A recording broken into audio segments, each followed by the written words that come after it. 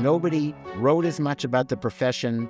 Nobody mixed as artfully as Bernays did the art and the science of the profession, and nobody ensured that their name was out there in as many public forums as Eddie Bernays did. Edward Bernays almost single-handedly fashioned the craft that has come to be called public relations. Bernays was the man who, more than any other, got women to smoke cigarettes and who put bacon and eggs on the breakfast table, ivory in soap dishes, books in bookshelves, and Calvin Coolidge back in the White House. Although most Americans have never heard of Edward Bernays, he nevertheless had a profound impact on everything from the products they purchased to the places they visited and the foods they ate for breakfast. That is an excerpt from the introduction of The Father of Spin, a book written by today's guest, Larry Tye. Larry Tye is a New York Times bestselling author who's penned biographies of American icons including Bobby Kennedy, Senator Joe McCarthy, Satchel Paige, and Superman. His latest book, The Jazzmen: How Duke Ellington, Louis Armstrong, and Count Basie Transformed America, was published by HarperCollins in 2024 to great reviews. His book, The Father of Spin, is an excellent biography of Edward L. Bernays, and that will be our focus of discussion today. Now, here it is, my conversation with Larry Tye. Larry, thank you so much for joining us. Great to be with you, Andrew.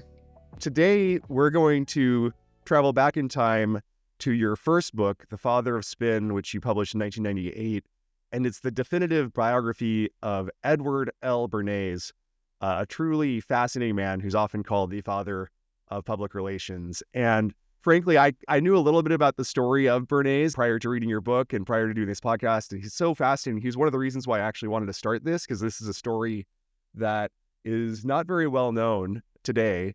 And I think he's just such a fascinating character. So how would you describe Bernays to someone who's never heard of him before? He was a guy who took his uncle Sigmund Freud's ideas on why people behave the way they do and used it to try to transform that behavior on behalf of clients who range from American presidents to the biggest corporations in the world to foreign leaders. And he was somebody who developed all the skills of the art and the science of public relations in a way that reflected the best and the worst of that profession. That's right. I love that. You really packed a lot in there. So we'll, of course, talk about his uncle, Sigmund Freud, and some of the best and the worst as well. And so for you personally, prior to writing this book, you were a reporter working for the Boston Globe, and this was your first full-length book. Why Bernays? Of all the things you could have chosen to spend, I'm sure, years on to write your first book, why did you choose Eddie Bernays? So I could give you the high-minded answer, which was that as a journalist, I was always fascinated by public relations. At times in my life as a journalist, I would depend on PR people on a deadline to get me to the right sources and to get me my story completed. And at times I spent running away from PR people. So I was trying to understand the two ends of that profession. That would be the high-minded answer. The truthful answer is that I was doing this incredible year-long fellowship called the Nieman, which is where 12 American and 12 overseas journalists are invited to spend a year at Harvard doing essentially anything they want. And at the end of that year, we were all in panic mode. And the panic was because we had been told for a year that we were Cinderella and we were about to be going back to work and becoming char ladies again. And so we all wanted to try to figure out a way of making that magical year go on. And I was at one of the things that we learned to do pretty well during that naming year, which was go to cocktail parties. And I was at a cocktail party at my creative writing teacher's home. And the creative writing teacher was a woman named Anne Bernays, and her husband was a Pulitzer Prize-winning biographer named Justin Kaplan. And a couple beers into that evening, I heard Justin say, if his father-in-law wasn't his father-in-law, he would be writing his biography. And I wanted to know something about who his father-in-law was. And the next morning, I was at the doorstep of 102-year-old Edward Bernays. He was taking me on a tour of his house, and I was contemplating the notion of being his biographer, only partly because I thought he was a fascinating character, but more because I thought writing a book would be a way of my getting to take another special year off doing what I wanted to do.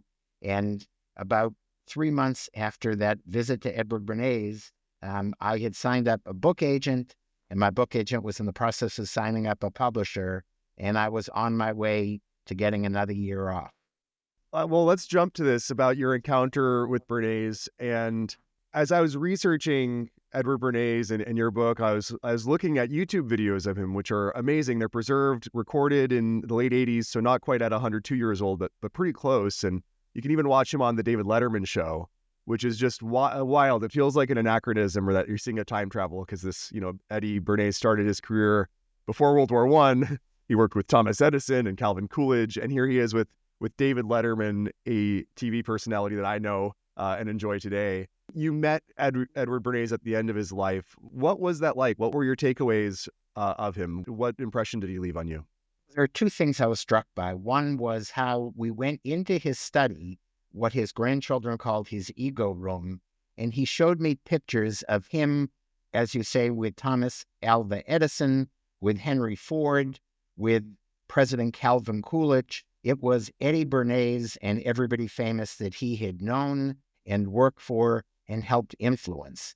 And I thought that was unusual. I thought that PR people were supposed to stay in the background. And the idea that the pictures were all with Eddie Bernays in them suggested the unusual kind of PR guy that he was, who was somebody who believed, and maybe rightfully believed, that his story was as important as these titans of industry and American presidents. The other thing that struck me about him was that age 102, knowing that his potential biographer was coming to visit him, he had put on his best suit and his tie and was looking absolutely perfect, except when I looked down at his feet. And he hadn't quite at age 102 been able to pull it all together, and he had two different colored socks on. And I thought that was a reflection of the fact that he was showing a little bit of vulnerability to the fact that he was that old, but that he also had been waiting his entire life, had been waiting 102 years, essentially for somebody to come along and tell his story. And he wanted to make sure that he got it right, or that I got it right, and that I saw all the things that made him special. And he told me amazing stories, but I realized partway through the interview that it was like I was clicking button number 3, and that was Eddie Bernays and Thomas Edison. He had told these stories so many times that it dawned on me that I was getting a partly rote version of the story, and I tried my hardest during that time with him to get him off message and relaxing a bit and telling a story in a way that seemed original rather than version number 75 of the same story. I suppose that speaks both to his discipline as a PR person, sticking to the same story, but also his habit of being a self-promoter, of having spent decades telling these stories and using these to promote himself. You've already brought up his uncle, Sigmund Freud, and I think that's probably a good place to start as we get into his biography. You write, and I quote, "Bernays had strong familial ties to the venerated psychologist. His mother was Freud's sister, and his father's sister was Freud's wife." And I had to reread this a few times to make sure that that there was nothing incestuous going on here. But it's totally fine. It's thinking of him as being sort of Freud's nephew in two different ways. Can you share more about his relationship with Freud? So he was, as you point out, a double nephew, either through his mother or through his father, whichever he was choosing to point to. He had an especially close relationship to Sigmund Freud. And when he was a kid, he loved going to Vienna and doing long walks in the mountains with Uncle Siggy, as he called him. But it was a special relationship in a number of ways.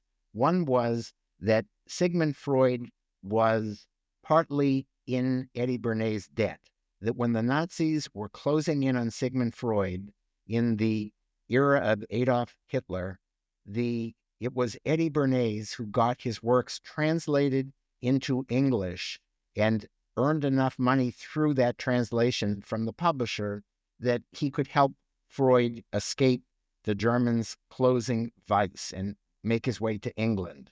But Bernays also shocked his uncle. His uncle was a very buttoned-down Viennese old world character, and Eddie Bernays wanted to translate Freud's ideas, his complicated ideas on psychotherapy, into little ditties that he could sell to American men and women in a way that would make him a mass-marketed commodity.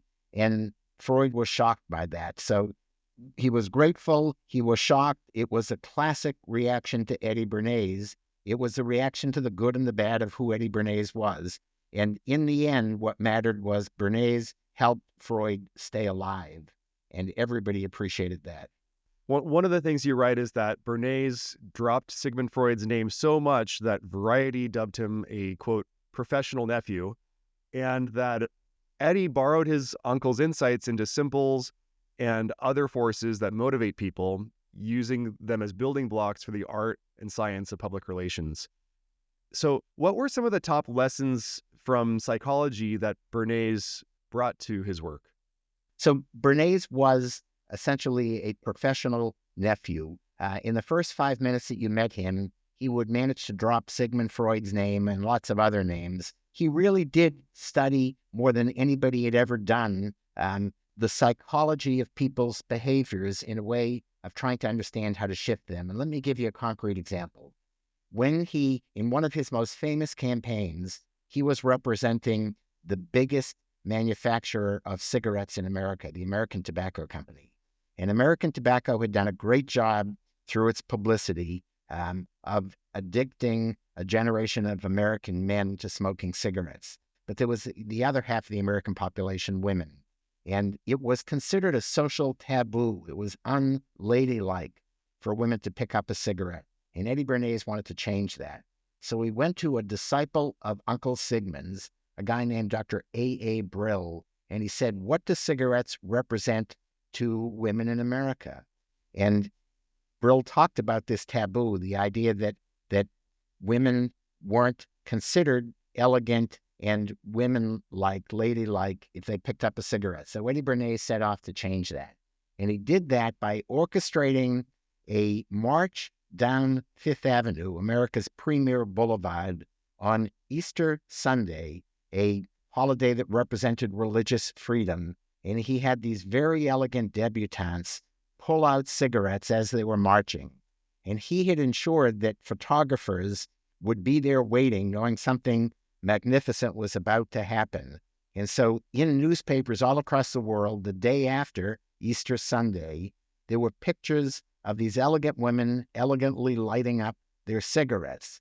And he wanted, in one quick staged event, to transform the image of what cigarettes were. Instead of being something that was unladylike, he wanted it to be the symbol of elegance. And it worked. It worked enough that women slowly started coming around and buying American Tobacco's products, and especially their number one selling cigarette, Lucky Strike. And lighting up cigarettes became, instead of a taboo for women, it became a sign of liberation. And there was actually a whole brand of cigarettes, Virginia Slims, that developed this theme of women being liberated by lighting up their slim cigarettes and looking elegant the way Bernays wanted them to. This is a really great example, of course, of what you call the big think and this sort of indirect approach that Bernays takes, and that he's hitching private interests to public ones. Instead of at the start just saying these cigarettes taste great or they're relaxing and they look good for women, he starts with a more indirect approach of tying it to women's liberation and women's rights, and it's a torch of freedom. Can you speak to this strategy of big think and this indirect approach that Bernays took to his work? So you're exactly right, first of all, about cigarettes, and it became known as the Torches of Freedom campaign. But there was another element to it that also became classic Eddie Bernays, which is nobody was supposed to know that those women were recruited by Bernays, that it was supposed to be seen as an ad hoc, an ad-libbed, a spontaneous lighting up of cigarettes. And instead, It was all concocted by Eddie Bernays. He was a hidden hand, and he wanted to keep his hands hidden in this case. But it was an approach that I call horizontal thinking. And let's take another example. When he went to work for the biggest book publishers in America, it was everybody from Random House to Simon & Schuster to all the big publishers. And Eddie Bernays said, you have to get out of your conventional thinking of how to sell more books. Conventional thinking would have been, you lower the price a bit and you have a bunch of ads, and that's a way to get Americans to buy more books. And that was what I call vertical thinking. One step leads logically to the next. Horizontal thinking, of the way that Eddie Bernays looked at a campaign like that, was to get people to re-envision the product itself. And so what he did was he went to the leading home builders and designers in America with a very simple question. He said, are books important to American civilization? Now, I'm not sure what American civilization even means, but the idea of books being important to something as high-minded as civilization was a no-brainer. And all these architects and home builders said, of course, books are important to American civilization. And Eddie Bernays took the results of his survey and went around to builders and designers who hadn't been part of his survey and said, you can strike a blow for American civilization if the next home that you build or apartment that you design, you include built-in bookshelves. It was something that hadn't been standard in any homes. And now we know that homes of a certain era all included built-in bookshelves. And that became part of what was in people's homes. And you're not going to fill a bookshelf with cereal boxes or with cigarettes. You're going to put books into a bookshelf. And Bernays figured if he could have books as part of the decoration, as part of the fabric of houses, you were going to sell more books because people wanted to buy the books to put in the bookshelves to show the world how literate they were. And when you go to people's homes, one of the standard things that I do when I go into somebody's home is I look at the books that are in their living room bookshelf, and I'm intrigued by what they're reading. And Eddie Bernays understood that that would happen, and it worked brilliantly for publishers. Suddenly, they were not just selling books with the conventional and the old hat method of putting them on a discount, because that discount at some point would have to go away or they wouldn't make money, that it became part of American homes to sell more books. And that was horizontal thinking, and it was big thinking, and it was Eddie Bernays thinking that transformed the profession of public relations. He called himself the father, but if father means the first, he wasn't the first, but he was the most artful and the most scientific and the most successful. This example of the bookshelves, I have a home that was built back then, and I have built-in bookshelves, and it's like, was that some of Eddie's influence there? And also, so you have bookshelves, and what do you have in your bookshelves? Well, at a time I had books. I have books. You did. Okay. It's turned into like my I have toddlers I was mentioning, and now it's a random collection of some of their toys and things that we have, and we've kind of given up on having a nice presentable home. But yes, for a time before kids, it was books. And also just comparing, contrasting this versus the Torches of Freedom example, and how there was sort of using his powers for good at reading and bad cigarettes. These are just so illustrative of how he's using some of the same techniques just for his clients, regardless of some of the morality behind it. So that is true, and Eddie Bernays was value neutral, the same way public relations as a profession is. It can be used to promote the best causes in the world or the most insidious causes in the world. And one of the things that happened as a result of his campaign to addict women to the same vice that men had been addicted to, of cigarettes, what happened was that women's lung cancer rates caught up to men's rates. And he knew the health risk in a way that very few people in America did back then. He had access to the biggest cigarette company in America and to all of their health studies. And at home, he was telling his daughters to take their mother's cigarettes and break them, as he said, like brittle bones, and flush them down the toilet. And he was doing that at the same time as he was trying to sell this bad habit to women all across the world. Yeah, this is where it's hard to overlook some of Bernays' cynicism, or maybe hypocrisy. So he knew as early as 1930 that what he was promoting as a form of women's liberation had this horrible health effect. Did Bernays in his life ever acknowledge this hypocrisy? He said later in life that he hadn't known, if he had known how dangerous cigarettes were to women and men, that he would never have promoted them. But we now know, because of the papers that Eddie Bernays left behind, his own papers, that he absolutely knew about the health risk. And what he tried to do as a mea culpa later in life is this guy who had represented American Tobacco Company was suddenly representing the American Lung Association in trying to wean people of the very habit that he had created for them. And so the good news is that he did good in later life in trying to end the addiction. The bad news is that he created it in the first place and he later lied about it. Before we kind of get to some of his later in life work, there's so many other examples of his indirect approach and some of his other greatest hits. One of the things you write is that when he was, quote, hired to sell a product or service, he instead sold new ways of behaving, which appeared obscure, but over time reaped huge rewards for his clients and redefined the very texture of American life. And we've talked about bookshelves as texture, of course, smoking, kind of bad texture. Are there some of the other examples of his applications of this that come to mind? One of my favorite is when he went to work for the Beechnut Packing Company, and that was the big bacon maker. And he wanted to change the way people thought, not just about bacon, but about eating.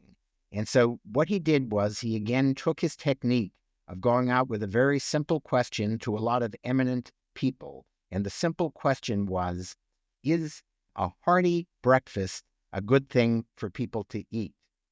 Now, who knew what a hearty breakfast meant? But the very word hearty suggests that it's hearty, it's healthy, it's a robust meal to start your day. And he went out to leading health authorities and he asked them, do you endorse a hearty breakfast? And they all said yes.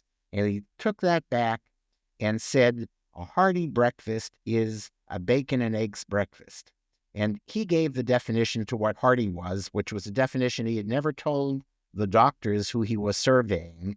And the ultimate, as we know now, artery clogging breakfast of a bacon and eggs breakfast had not been an all-American breakfast. In fact, much of America was dashing off to work, even in those days in the 30s and 40s and 50s, dashing off to work, downing a cup of coffee and maybe a slice of bread and a glass of orange juice if they had a little bit of extra time. But Eddie Bernays said, no, we want to have an all-American breakfast, the ultimate party breakfast. And now we know when you're with your kids and you're taking them out for breakfast, everybody goes in and orders at their favorite diner or wherever their breakfast joint is, a bacon and eggs breakfast when they have time to do it. And we don't look at the fact that it's unhealthy. We look at the fact that that somehow has a certain symbolism. It's a warmth. It's comfort food. Instead of, again, taking the vertical approach of just trying to have publicity around people buying bacon, he changed the whole way we looked at what bacon was all about. And it was not just Beechnut, but all the bacon makers were selling more bacon because that was part of what Americans were eating more of for their all-American breakfast. So instead of saying Beechnut bacon is the best, he never even attached his client's name to the promotion. It was more about growing the entire category or inventing this new category of a hearty breakfast, which, by the way, my client defines or meets the definition in the way that I define it. And that leads to their success. Yes. What you said. Yes.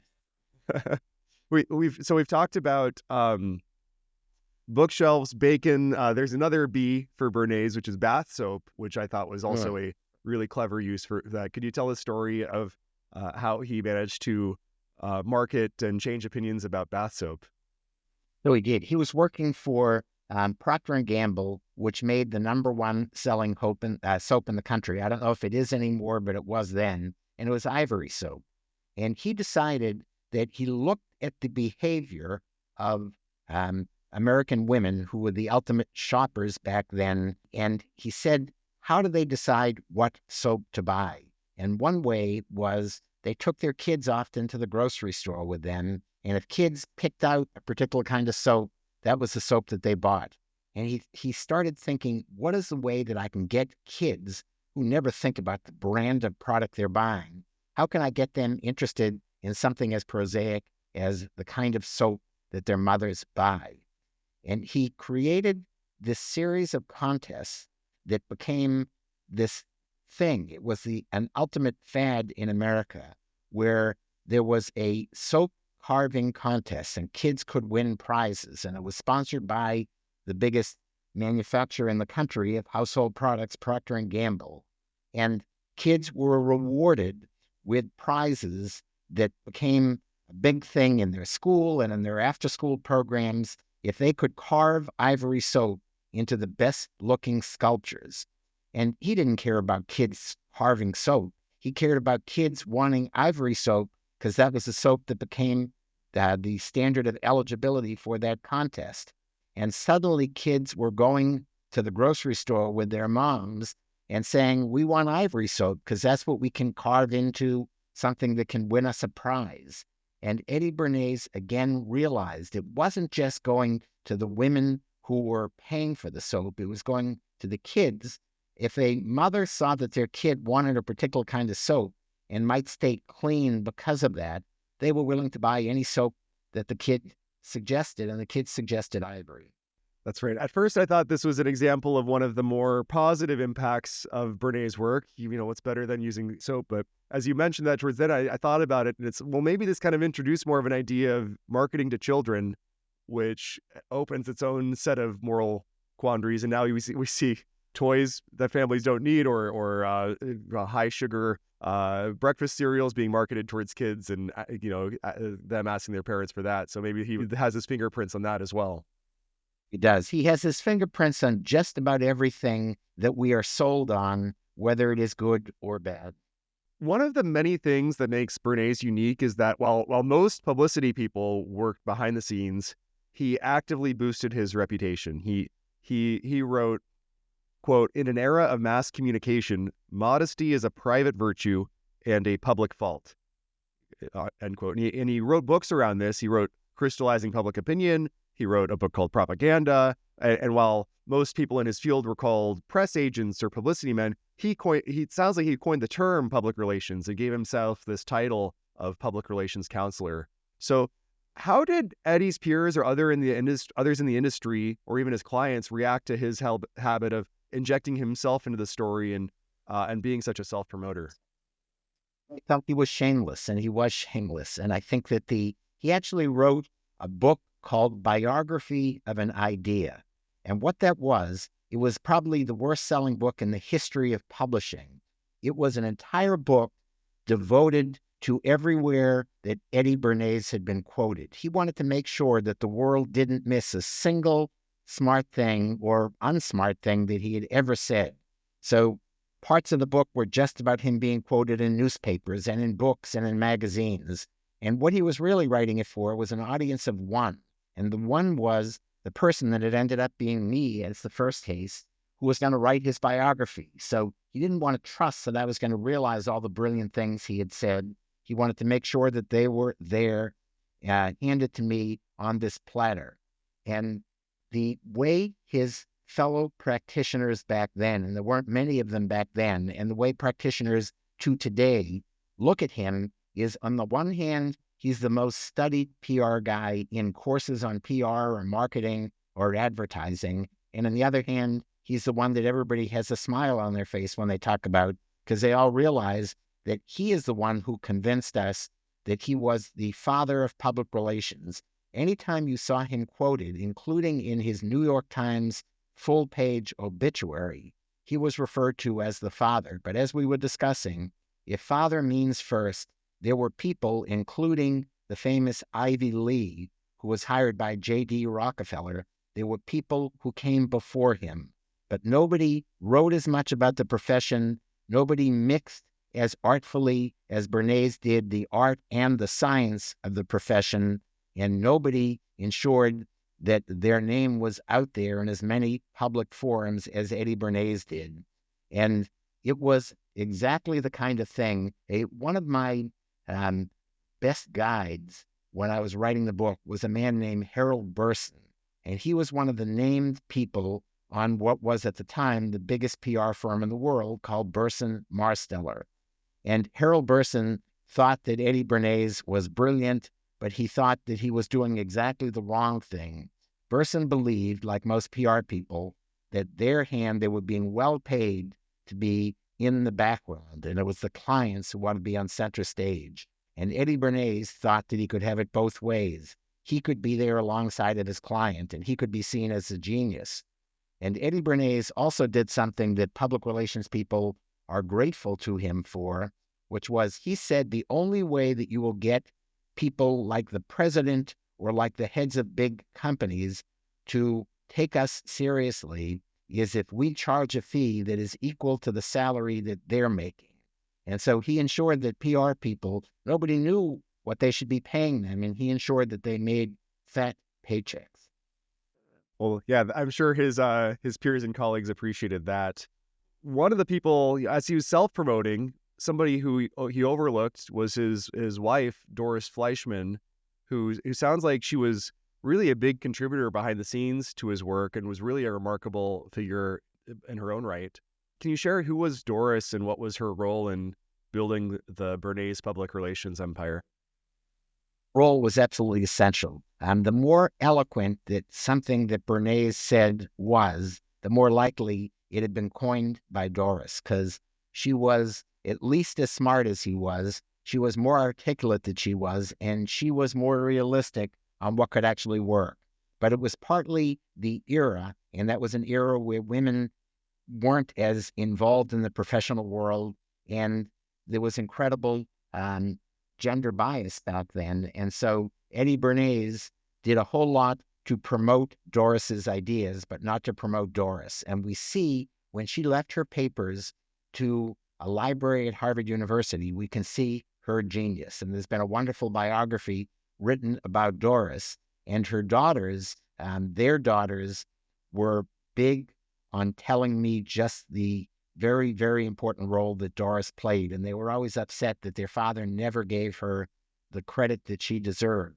But when they were married, he booked a room at the Waldorf Astoria, this elegant old hotel in New York. And he promised her that he would be low-key about the wedding. And they were married at City Hall.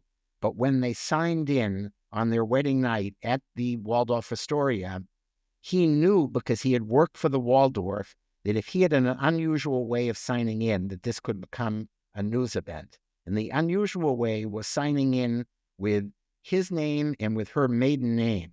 And nobody did that in those days. Women changed their name, and she kept her name of Doris Fleischman. And having created that policy for the Waldorf, he knew that it would become a headline in the next day's papers that a man and woman sign in with their names before they were married as their names after they were married, and their wedding became big news. Yeah, he never misses an opportunity. One of the other amazing facts about Doris, or just a really quirky fact, is that she was the first woman issued an American passport who was married but had her maiden name on it, which seems like just a family full of firsts and milestones there.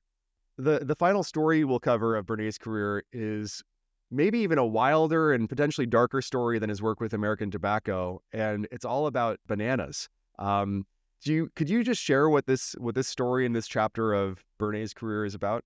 This goes back to an era in American foreign policy where there were things that we referred to in that time as banana republics, and they were called banana republics. They were in Latin America, and they were called banana republics because the big fruit companies like United Fruit that Eddie Bernays worked for actually seemed to almost own these countries. They owned a huge chunk of the land. They were the biggest employer, and they could dictate the policy, the domestic and foreign policy of many of these countries. But something happened in one of these banana republics in Guatemala in the 1950s, and that is they elected a leftist as their leader. And United Fruit Company worried that he would expropriate their lands, and so they hired They brought in their PR guy, Eddie Bernays, to try to do something about it. And Eddie Bernays, who showed that he could affect people's behavior and what they bought, also showed through this campaign that he could affect the behavior of America's foreign policy. He put out all kinds of propaganda suggesting this was a threat to American values by having this leftist government there. He encouraged the American government to go in quietly and try to undermine, in a way that nobody would know was the American government doing this leftist government. And it was essentially testing out a policy that we would use later in Cuba when we went in and staged the Bay of Pigs invasion and tried to depose Fidel Castro. Only in this case, it worked.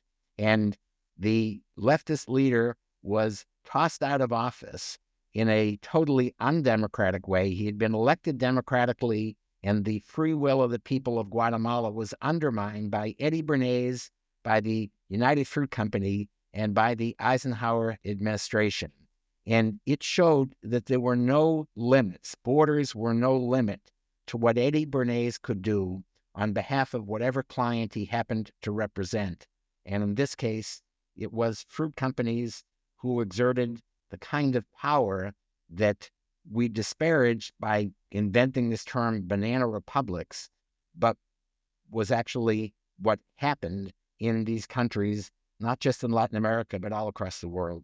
We have limited time together, but we could spend probably hours just talking about this fascinating story alone with United Fruit Company, which is of course now known as Chiquita Banana, and Samuel Zemurray, who's known as Sam the Banana Man, and this fascinating array of characters. As we wrap up on some of our look back on Bernays' work and his contributions to public relations, I kind of want to talk about Bernays as the unreliable narrator. Your book is the father of spin, and of course he stretched the truth about his for his clients, but he also embellished his own story. And in your book, you often tell the story from Bernays' perspective, but then you find accounts from others that typically cast some reasons to doubt some of the more self-aggrandizing claims, and we're sort of led to think that the truth is a little blurry. It's maybe directionally right in Bernays' case, but a little less, hey, we did this parade and suddenly women start smoking, or I do a propaganda campaign and soon a democratically elected government in Guatemala is overthrown the next day. There's a little the correlations or what he actually did is just a little unclear. And I guess, can you answer, how much do you really trust Bernays, or what sort of doubts do you have about his own biography? That's a great question, and I would compare my answer to an answer that I give about Satchel Paige. I wrote a biography on this extraordinary pitcher, maybe the greatest pitcher in the history of baseball, Satchel Paige. Only back when he was pitching, it was in the era of Jim Crow segregation, racial segregation in America. And he was pitching for teams in what was known as the Negro Leagues. And there were no journalists or statisticians out there for every game to record the stats. And so Satchel gave us what he said was the likely statistic on everything from how many shutouts and no-hitters to how many games he played. And they seemed totally inconceivable. And I thought, geez, this guy is inventing things. But the closer I looked at his stats, while I'm convinced that he embellished a lot of his life stories, the closer I looked, I thought he actually may have understated, because he pitched for so long, a career that lasted 40 years, and he pitched probably in front of more people than anybody has ever played baseball in the history of the world. And I came away with the same impression about Eddie Bernays. I knew he embellished. He left out things like his hidden hand with things like the Torches of Freedom campaign. He left out what he knew about the health effects of smoking in those early days, and he gave himself a more central role in things than he might have deserved in lots of his campaigns. But on the other hand, when I started looking at other things, Eddie Bernays said, we all know about the UPS, the United Parcel Service delivery trucks that are in our neighborhoods, and those trucks are painted brown. And Eddie Bernays told us that he was the one who had convinced UPS to paint those trucks brown because they were a the color of trees and in a friendly color, and it made just the UPS trucks feel more a part of our neighborhood. And I went to the people at UPS and said, did Eddie Bernays do this? I can't believe that he's the one who did this. And they said he absolutely did it.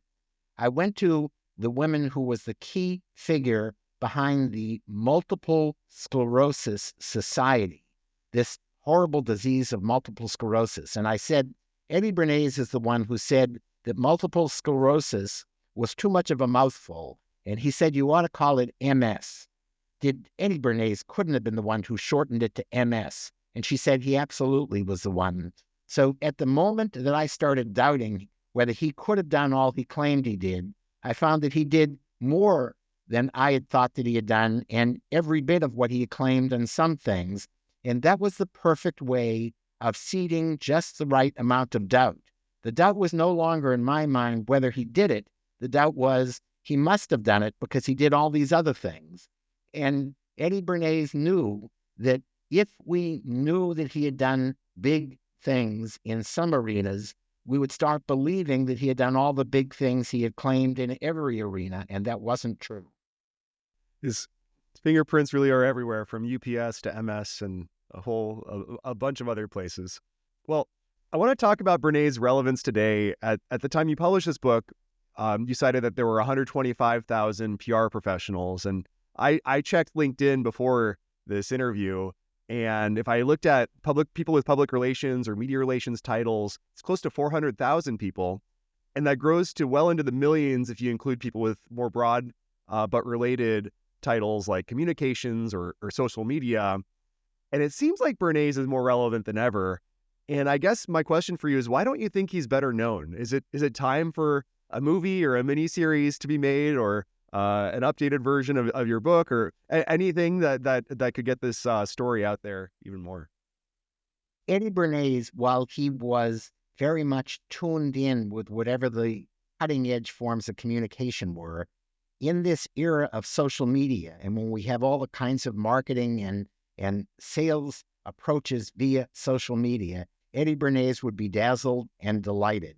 And I think, while I wouldn't be the self-serving enough to say that people ought to go out and buy my book, I think that what they ought to do is, Eddie Bernays left behind a cache of papers that nobody in the field had ever dreamed of leaving behind, because people didn't want us to see their fingerprints all over the campaigns that they had orchestrated.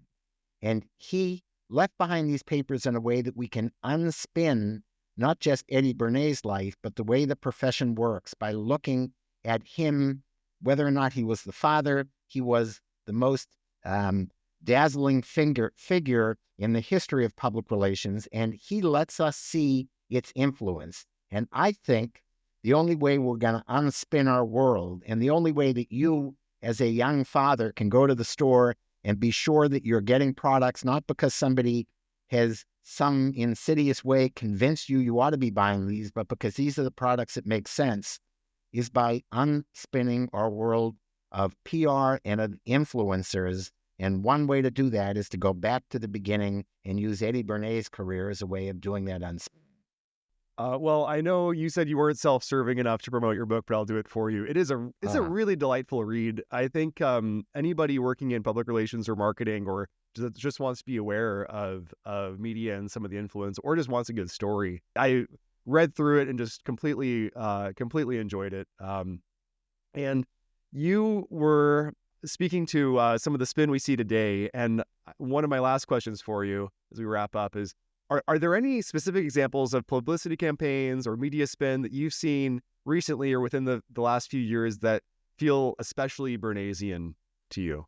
Yeah, so we're having this conversation just weeks after the last presidential election, and I saw both sides trying to spin the heck out of us in that campaign. And the scary thing to me is not that PR people and the spin meisters that the campaigns hired were doing that, but when the conventional media starts doing that and it used to be that we could turn on a Walter Cronkite and know that that was an objective look at the news. And now whatever channel we turn on is giving us a particular angle on it.